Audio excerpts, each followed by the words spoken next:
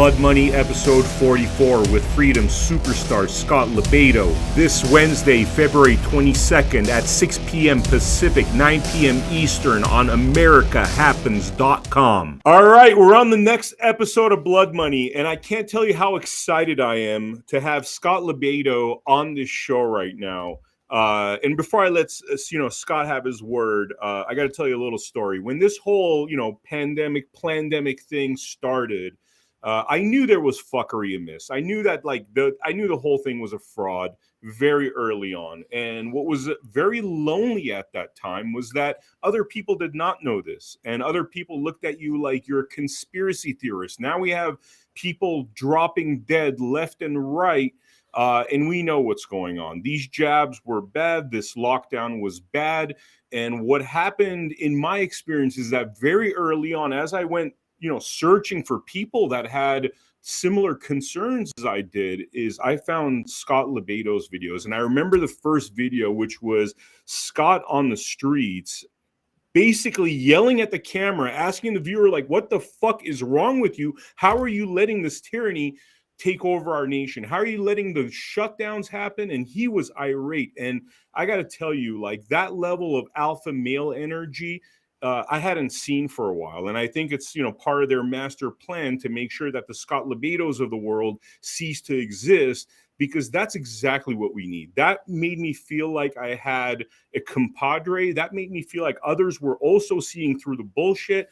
And I got to tell you, sir, I respect you so much. I haven't been this excited to have a guest for a while. And I put you there amongst the Dr. Peter McCulloughs, the Chris Skies of the world, people, and we've interviewed quite a few of them, people that very early on were calling the bullshit for what it was, bullshit. So how you doing, Scott?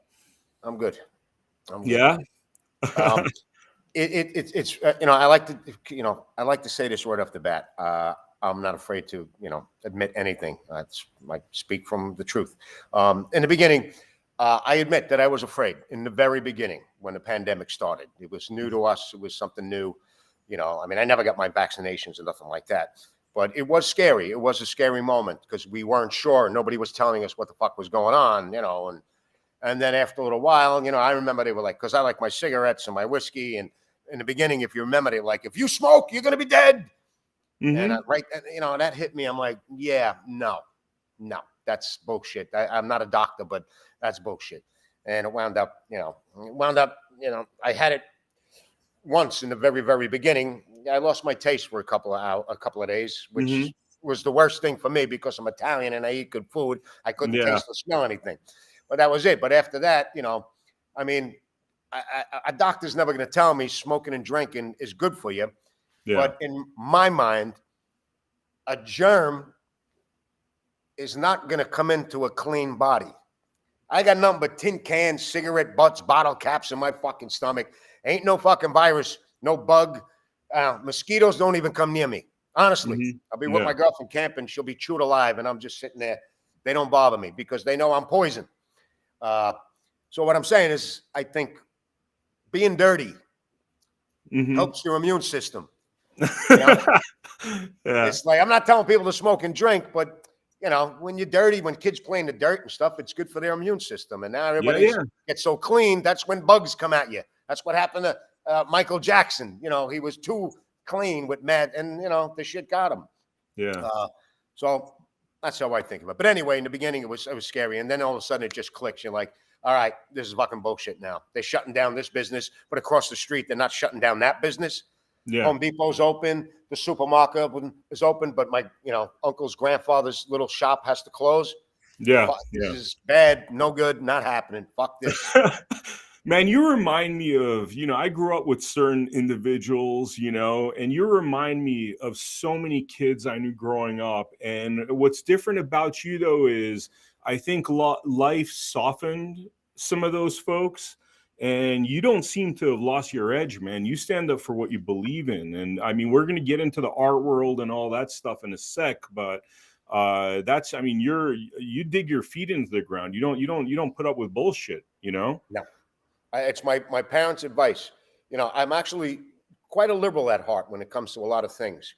Animals, the environment to an extent, because we were brought up in the woods. You know, we live in Staten Island, and we grew up, my great grandparents' house, we grew up in the woods, you know, animals and climbing trees and nature, and, you know, and even with helping people, you know, less fortunate, whatever color, race, creed, gender, I'm there, I'm donating, I'm helping.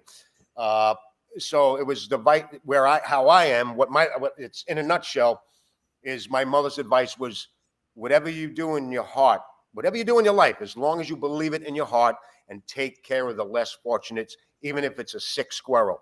And my dad's advice was, son, take shit from no fucking body. So I'm that yin yang.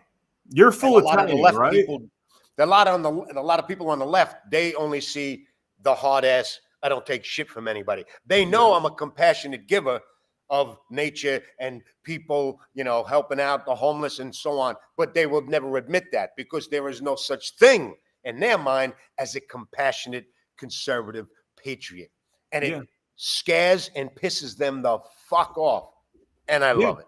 Yeah, and you know what it is? That's because they don't see shades of gray. This is the issue that I have with anybody, whether on the left, right, whatever, wherever they are, when they don't see the shades of gray. Like, they don't see how you could be liberal about some things and be conservative about other things. Like, they just want black and white. And I'm sorry, I mean, that just, firstly, that leads to, like, we've seen history where when people think that way, the shittiest art happens. And when the shittiest art happens, that's a barometer of a failed culture.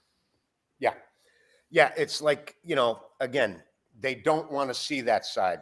They know it's there, but they refuse. I am just that white supremacist, homophobic, racist, you know, I'm not, that's all they see. And they know, and the people that know me, I have a lot of liberal friends and family members who understand me. You know, they don't like my politics on that side, but they know exactly who I am. You know, my mother, again, my mother sent me and my three brothers to pretty much an all black school purposely. We could have went to all the, you know, the white school in our junior high school, but my mother wanted us not only to be cultured, to toughen up, and to also understand diversity, you know. And I say this all the time. If I was on that bus in 1963 and this white dude told Rosa Parks to sit in the back, I'd be in jail and that guy'd be in a hospital. That's a fact. Dude, this is what I fucking love about you, man. Because I know you're that person. I know you're that person. And there's very few of that person. And it reminds me, you know, there's a famous picture. I always reference this. It's like a big Nazi rally. Everybody's doing their Heil Hitler. And there's this one dude with his arms crossed. You know what I'm talking about, right? No. Dude, that's you, bro. Look up that picture of the one dude amongst thousands of people doing the Heil Hitler. This one dude has his arms crossed, and he just has a look on his face just like, go fuck yourself, Hitler. And that's you, bro. That's you. Any given time, I have full faith that you know, we got a DeLorean time machine here. we go to anywhere in the past, you're going to be standing up for what's right at that time, you know? And you're it's right. Funny that, you know, I appreciate your, you know, comments and your compliments and stuff, but you know, I used to get excited and enjoy the accolades and stuff, but then I came, you know, I'm a middle child. I like the attention. I'm an artist. Artists like the attention. You know, we have an ego to us, not cockiness or confidence, but I'm realizing now that I'm really nobody fucking special. You know, there used to be so many of me. And, you know, again, it's the pussification of a nation. You know, the emasculation of us. And it's like, how the fuck are we supposed? I'm not a tough guy. You know, I'm just a fucking guy that sees what's right and wrong. It's about common sense. The difference between me and a lot of other men, I think, is that they don't lack the chutzpah I have, the gall. Exactly. It's that they're put in a pigeonhole where they're in a position where they can't say anything because of the oppression of their First Amendments. And I have nothing. I'm a fucking artist. I don't have anything to lose. I have nothing to lose. And I say what the fuck these people want to say. So they put me on this pedestal, but I'm regular. I'm just this guy. I'm just this guy. My artwork, maybe I'm a little better than some other people, but what you call me, I'm not this great guy. I'm just that guy. You're that guy. You're that guy. I mean, you know what? In horrible times, those are the guys that rise up. You know what I mean? And that's why they stand out. So, you know, you're full Italian, obviously, right? Yeah. Yeah. You know, it's like I don't know. I'm noticing that there's a number of these alpha types that are standing up against the tyranny. I won't name them; they know who they are. But you know, a lot of Italians in there for some reason. You know, really stands out that it's a thing. It's Sicilian thing. It's don't take shit from anybody. That's my father's advice. My father, again, the door's open. You need help, you need to come in. You're across the street. Your grandmother's sick. We'll feed you, whatever. But if you come on my father's property to hurt what he worked for or his family, you are fucked. You're digging your own grave, sir. It's that simple. We're good people. We just don't fuck with us. Don't fuck with us. Exactly, man. Exactly. And, you know, I see that when it's in your blood. You know, when you're saying Sicilians, I mean, we all know a little bit about Sicilian history and the fact that protection systems had to be created in order to protect families. And, you know, you look at these tyrants trying to tell us what to do, trying to talk down to us, like we're their serfs. You're going to own nothing. You're going to be happy. I mean, your blood's got to boil when you hear that kind of shit. Yes, because I know my people came from that. My great-grandfather, he moved to America. He went back to check on his property or to sell his property, and the war broke out, World War I. And Italy wanted him to fight against America. He said he was there for a couple of months in America, and he went back. He goes, no, I'm an American. Fuck this. And they put him in a holding, whatever facility till the war was over. And then he came back. So I got that, you know, I got that in me, and it's like, it's about freedom, you know, and what they sacrifice for. And I just had this conversation with somebody about, you know, we got to pay the black community because they great grandfather was slaves and stuff. And, you know, I'm never going to compare what happened with slavery. Again, I think if I was around back during slavery, I would have been one of those fucking white guys freeing these slaves, yeah, you know, as a human being. But my Sicilian ancestors, that was the biggest lynching in history. And New Orleans was Sicilians hung from the tree. Like the worst lynching was with Sicilians.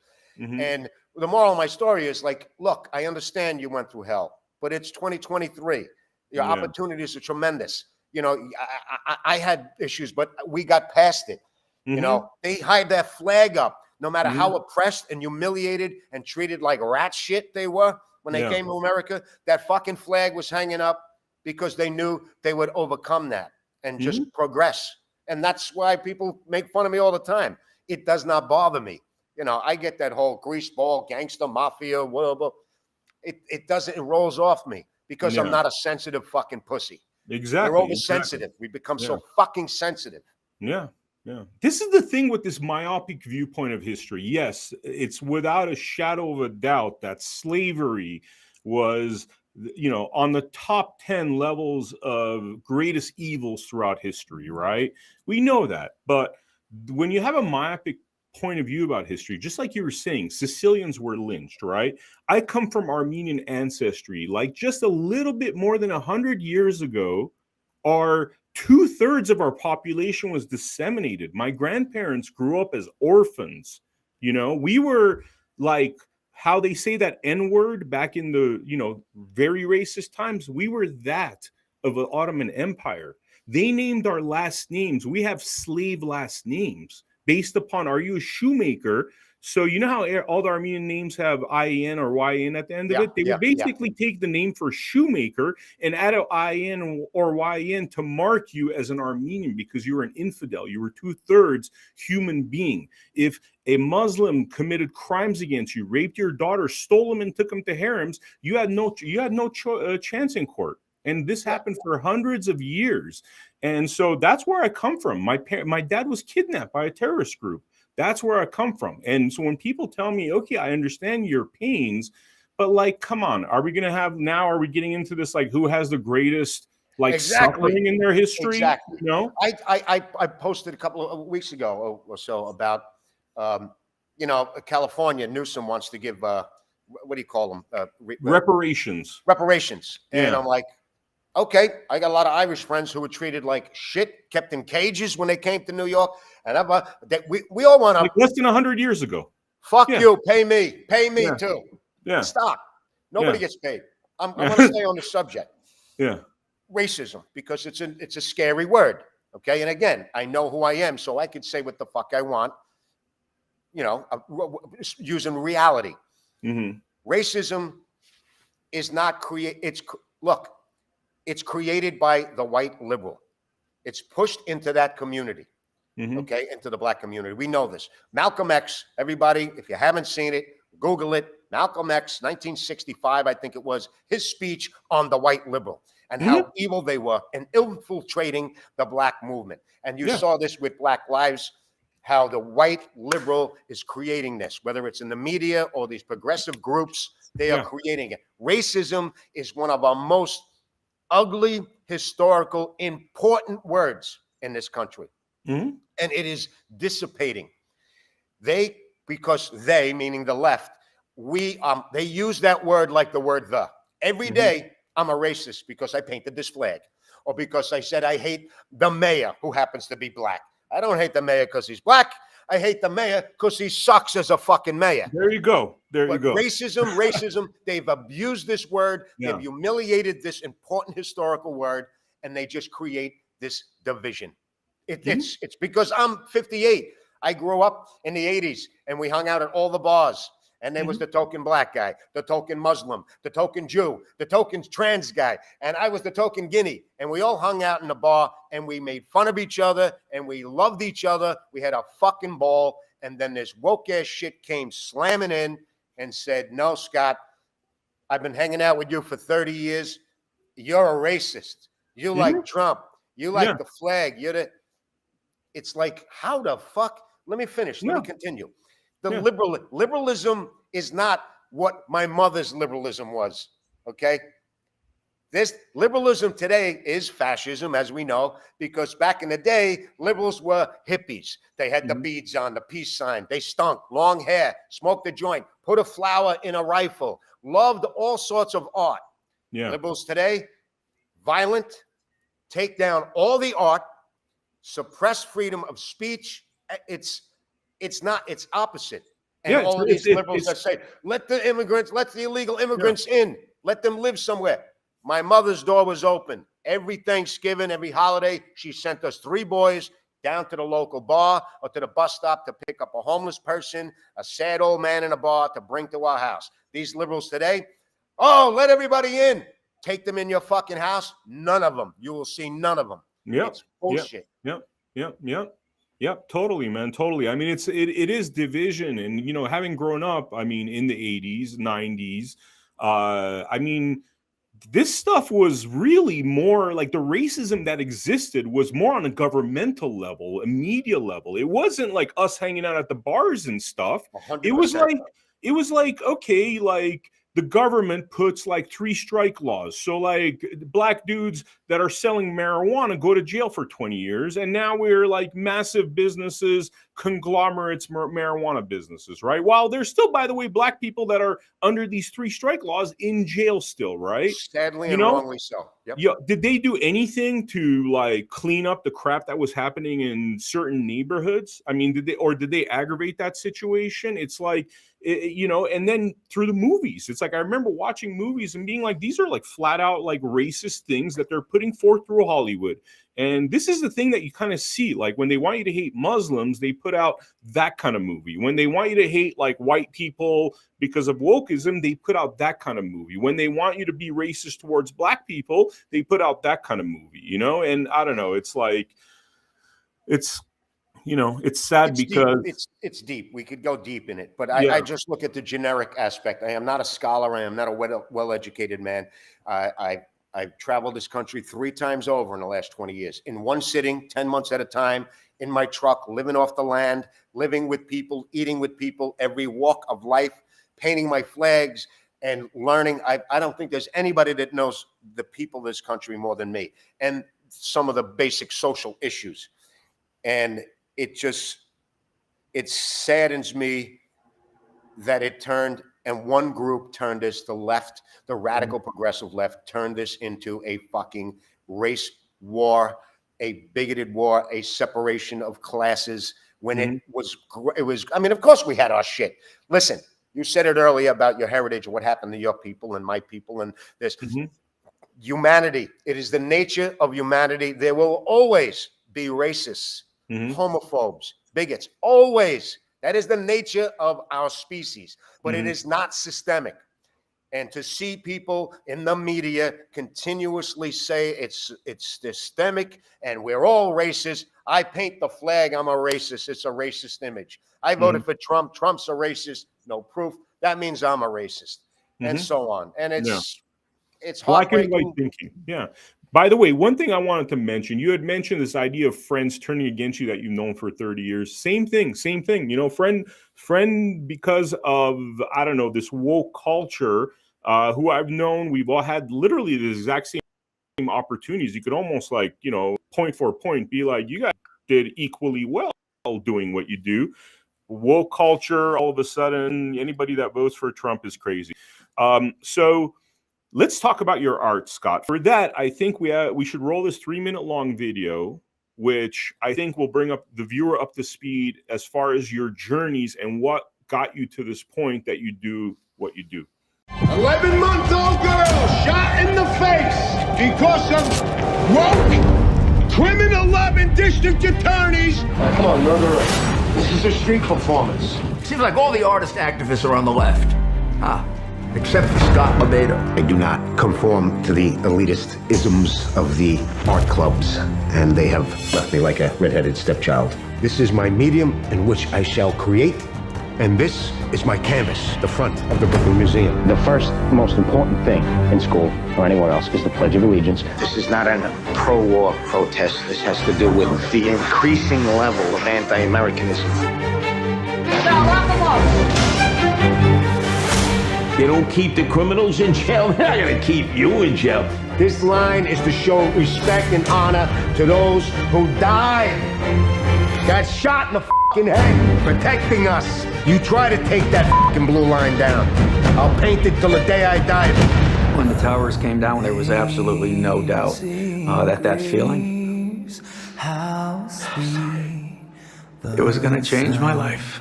And it did. When somebody's complaining, it's so cold out, you know, the traffic. And here I am, drinking with one of these guys who's got one arm, he's got a hook for another arm, and he's drinking a fucking beer, having a laugh with me, and he's not bitching about nothing. I present to you the recipient of this year's VFW Americanism Award, Mr. Scott Lobaido.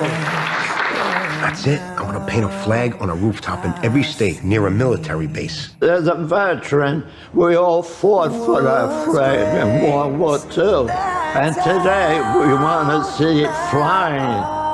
They will never, as long as I am alive, they will never take the American flag down. You want to burn one? Then I will find out where you work, and I will find the building across the street and paint a flag 50 by 100, so you have to see it every fucking day.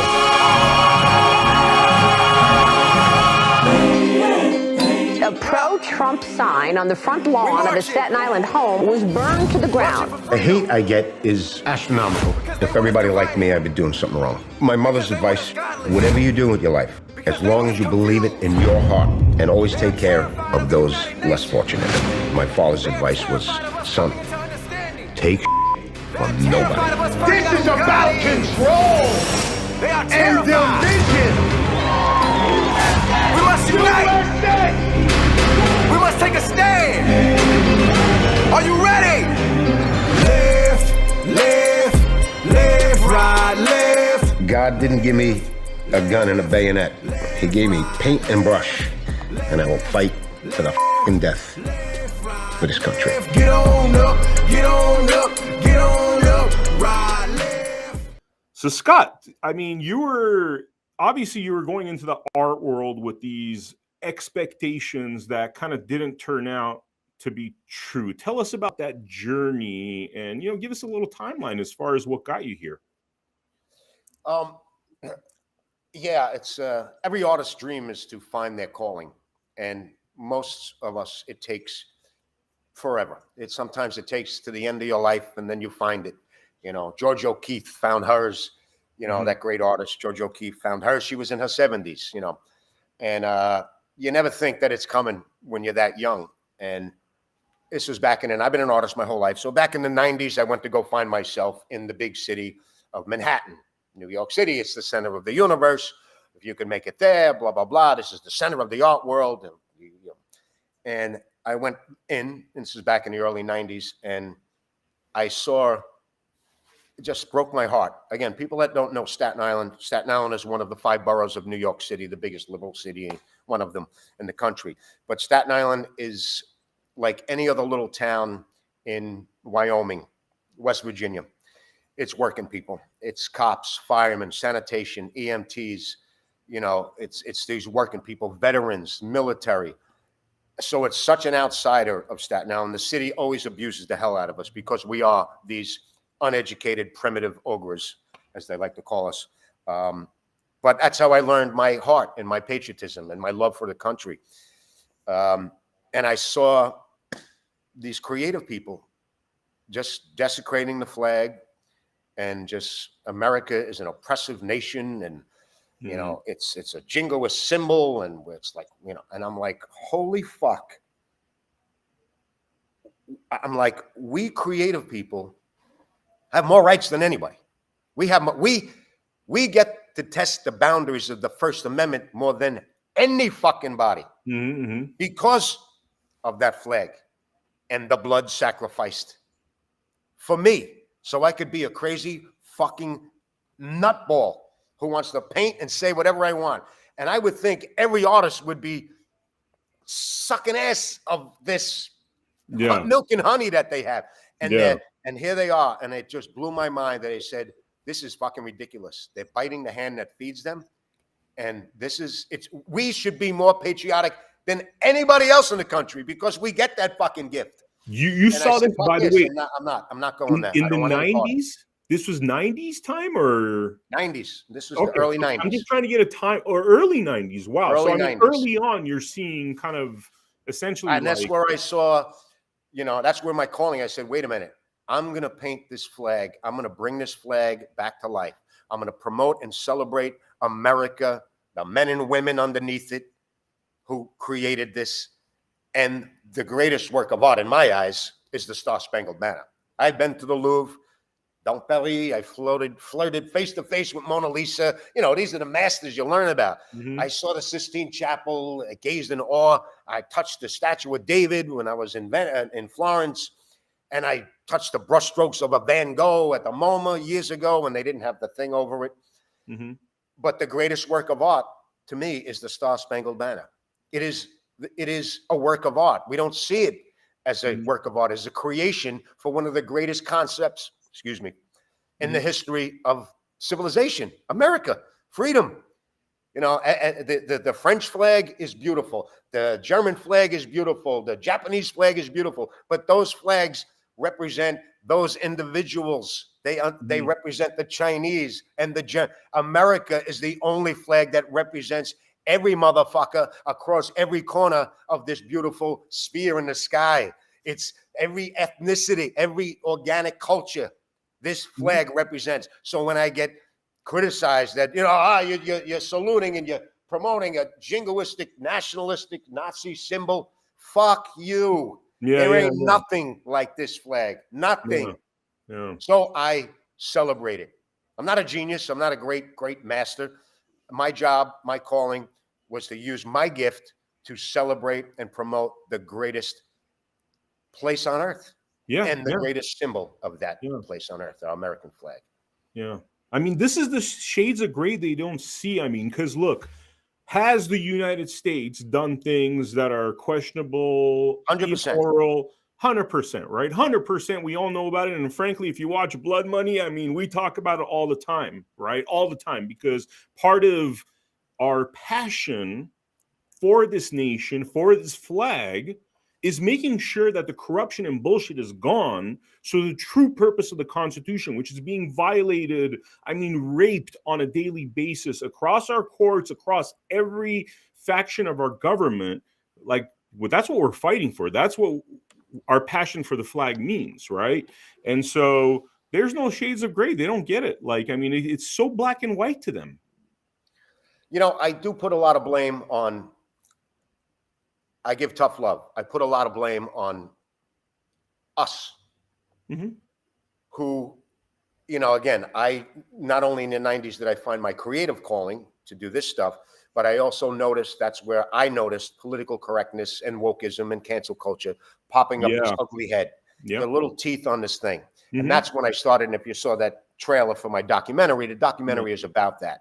Not only how I started my art career, my patriotism, my activism is that I saw this and I said, this is bad. This is going to get big and down the road. And if we don't pay attention to it and nip it in the butt, it's going to fucking be the size of Godzilla and it's going to fuck up this country. Mm-hmm. And I warn people, not intellectually, but through my art and my activism, my provocative activism, to say, this is wrong. Look at this.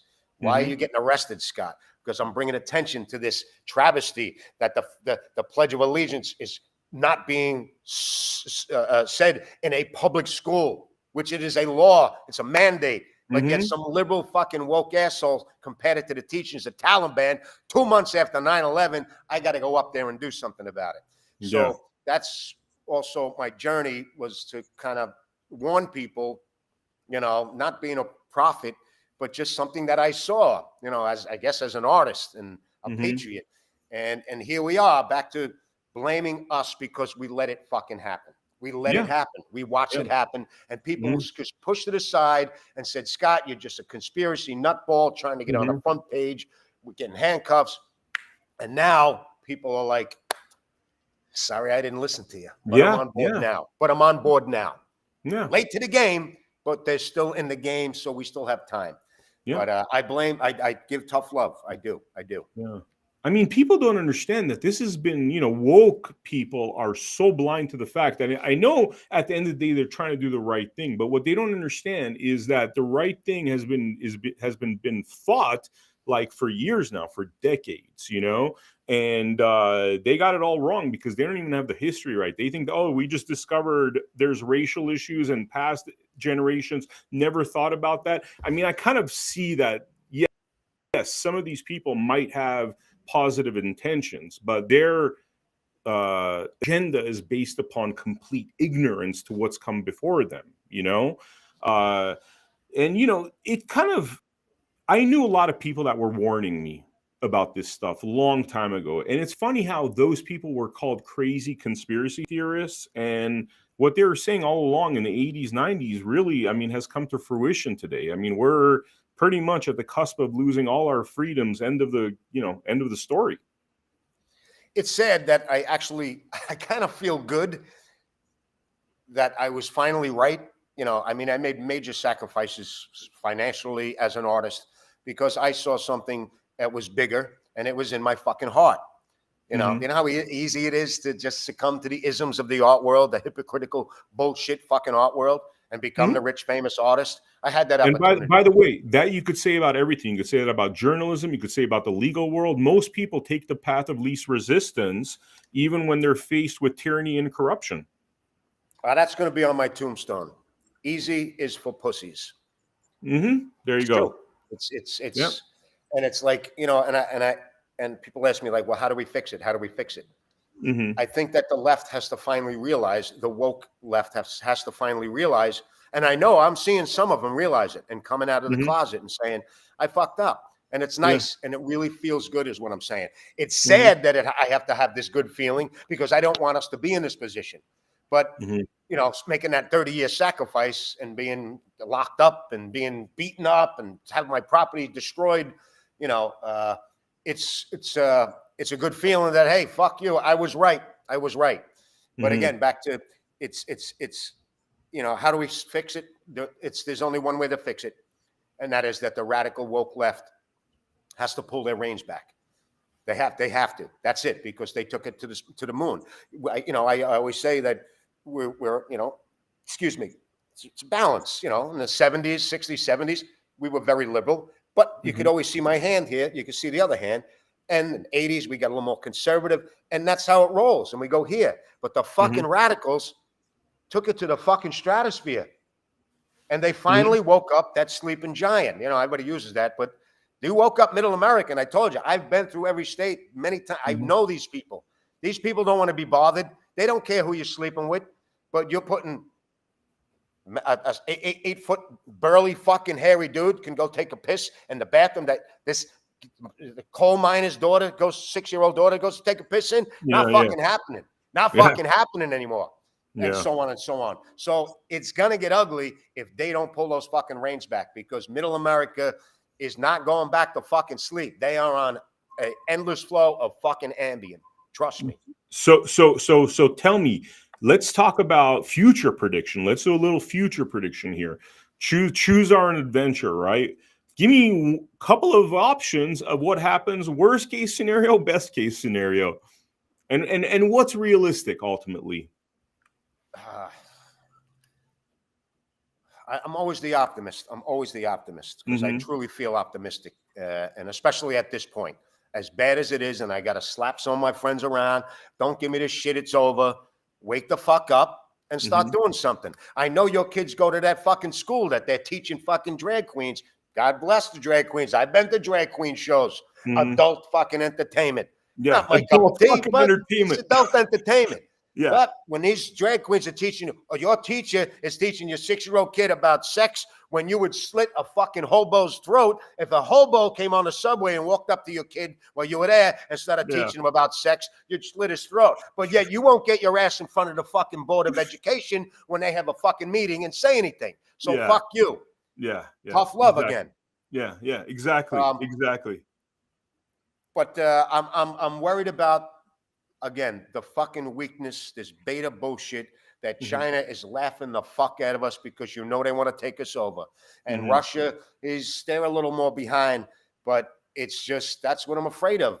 I'm afraid of that, but we still have a chance to fucking take it back. We're 25th in education, and China, they teach these fucking kids, that's it, strict, this is what you learn, that's it. No, we're too busy teaching them about sex. And that black kid over there next to you, he's special because his great-granddaddy was a slave. This kid doesn't understand this. This kid is taught that by his parents. Learn what you need to learn in fucking school so we could smarten these kids up and become a society. Look at this fucking generation. Not all of them, but this younger generation that have blossomed from that element. They're lost. The suicide rate is astronomical because they're confused. They're lazy, bro. They're lazy. We hire people, and it's like, I don't know, man. They really did not teach this generation the values that you and I grew up with. Right. We don't want to be those old people. Like, I'm not that guy. I understand. Look, I was an artist. Everybody thinks I was, a saint when I was a kid. I drove my parents crazy because I was a crazy fucking artist. I did some things I shouldn't do. It's part of our lives. But I always had respect at a certain point and discipline when it was needed. My father never had to touch me with his big, thick Sicilian hands after we picked up your garbage 12 hours a day as a sanitation worker, and us little assholes are running around. All he had to do was lift the hand, and we saw the shadow cast upon us, and we behaved. There was discipline. We were punished for 2 weeks. We couldn't go out if we failed in school. But wow. I did the thing. I did my extracurricular activities and my tests of the chemical things that we had, and drinking and chasing women and driving fast. But you come through that, then you become part of society. But these kids, some of them, I don't want to be that old man. These kids today, get off my fucking lawn. Yeah. Just that it's sad that it's so obvious that there's so many of them that have just become mushad, as we say. Yeah. I mean, it's different because, look, I used to hear that story, when I was a kid, I, used to walk 8 miles a day. I mean, we've heard that story over and over again, but I got to tell you, man, this is different because at least the thing that you and I heard is hard work. That was a thing that I felt like was in schools. Like it was, definitely the parents, definitely, family, definitely friends, hard work. And that's not what they're told now. They think that being lazy and expecting something in return, I mean, they just don't have the foundation, I don't think. Right. It's, the whole trophyism thing. And it's also, I like to bitch about, again, people that, why are you a Republican and not a Democrat? You're an artist. There's many reasons, but one of my favorite reasons is because you know, if you look at the minority community and how, you know, in my community, there's you know, an area that's, you know, a little poorer, projects areas, and you see the same generation there for 4 generations, 5 generations. Mm-hmm. And, you know, because the Democrats say, stay there, here you go, just enough, here you go. Mm-hmm. And the difference between a Democrat and a Republican, in my opinion, is that the Republican says, here you go, here you go. It's a year now. You're 22, you're in better shape than Scott Lobaido, and he's in good shape at 58. Fuck you, get a job. Yeah. The key word is incentive. Mm-hmm. They don't teach them incentive. I don't care if you want to open up a fucking hot dog stand or you want to become an astronaut.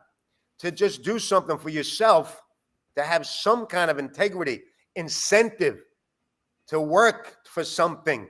You know, that's what I was taught.